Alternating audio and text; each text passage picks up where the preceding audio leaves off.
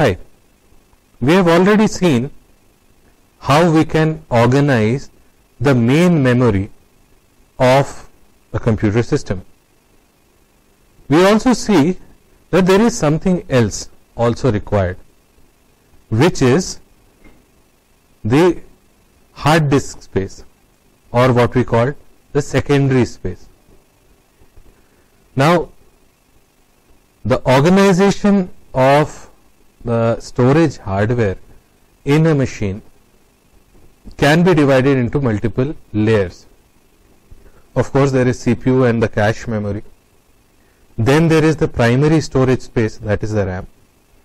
Then there is secondary storage space, that is your hard disk. Then there can be other tertiary storage spaces. It could be a tape drive or external storage drive or a network drive.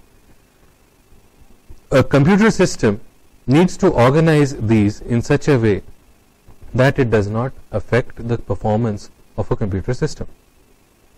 Now we know that RAM is not enough to store everything, and of course RAM is not permanent, not a resilient memory. You cannot make changes in RAM and then let it be. You have to store it somewhere else. That is the role of a secondary storage space, which is more permanent in nature. You can modify content, and that modified content will survive reboot cycles. Now, the first question that we need to answer is how the computer system manages these layers of memory.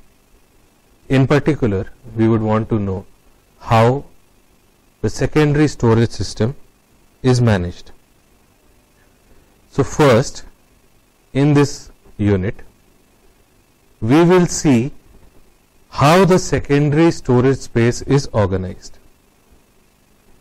how the use of secondary and tertiary storage affects the performance of a computer system, and what can be done to improve that performance. We will also see the performance characteristics of these various secondary and tertiary storage devices. At the same time, we will see how these secondary storage devices can be made more robust. Now, if you are using a secondary storage device to save your data, you would want, in case of very important data, you would want that data to be resilient to sudden crashes, to sudden loss of data, or hardware faults. There are many such issues. So, we have to come up with methods which can replicate the data, such that if for some reason certain storage device is giving errors or certain storage device fails, even then we can retrieve all our data. For this purpose, many methods have come up. One primary method is redundant array of independent disks. You have multiple hard disks which can have either copy of the same data or data stored in certain way such that even if one of the disks fails, even then you can retrieve all your data. So one thing that we will look at here is how these systems like RAID work. Even within the hardware device, there has to be an architecture, there has to be a framework to store files. We do not work with binary all the time. Logically, we look at files and folders and structures of folders. So there has to be systems which define this architecture of storage and allow us to traverse this structure, to search through it, to walk through it, to go from one directory to another, and so on and so forth.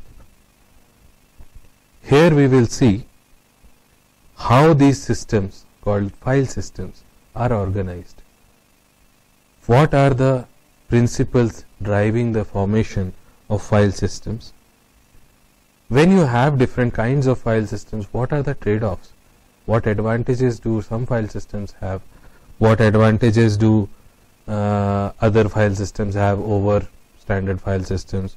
We will see what are the different access methods. More importantly, we will see how files can be shared across users or across multiple applications.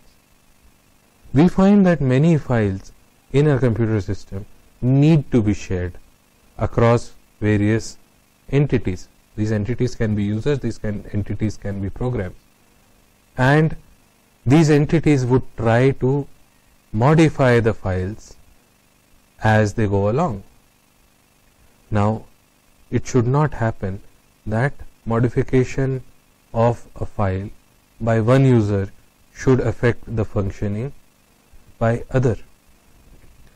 So, just like we saw in memory space sharing earlier when process communication was being discussed, just like that, we will see how files can be shared and how files can have concurrency issues and how those concurrency issues can be avoided. We will also see how we can protect files such that other users may not be able to access it. If you have a system where multiple users can access the system with their own individual identities, then there has to be a way to protect one user's data from other users. In this scenario, the files should have associated permissions. Permissions to see, permissions to modify, permissions even to execute. If there is a program which is written by one user, chances are he would not want some other user to execute that program. All of this combined together comes under the umbrella of file system protection. In effect, what we will be discussing is the complete input-output architecture of a personal computer.